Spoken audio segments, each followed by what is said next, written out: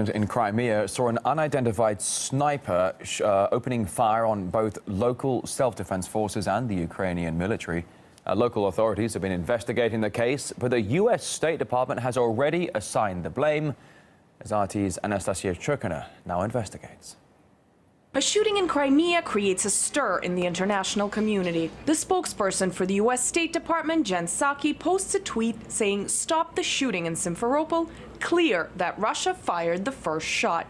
We went to a press briefing and asked Psaki what this very serious allegation was based on. In the tweet, you're saying that it's clear that it actually fired a shot first, and that's a pretty serious allegation. So we're just curious. Well, let me just say, we don't see how it's possibly true that the Russian claim that that someone else was the aggressor, that the Ukrainians were the aggressor, can possibly be true, given they entered the Ukrainian base. They're not saying that. They're saying it's a provocation, whereas you're saying that it's very clear. And they have said that a little bit. I think we're ready to move on.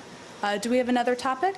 An accusation against Russia has been made, but there's no room for an explanation. Those tweets are not based on any credible evidence. She's just talking, she's creating headlines, and of course, most importantly, she's feeding the U.S. media, the corporate-owned media, the echo chamber, new lines so that they can keep up the drumbeat of demonization against Russia. Such misinformation is not only coming from an official government body responsible for U.S. foreign policy, but also through Twitter pages directed at Russian readers, to whom the Psaki tweet was also addressed.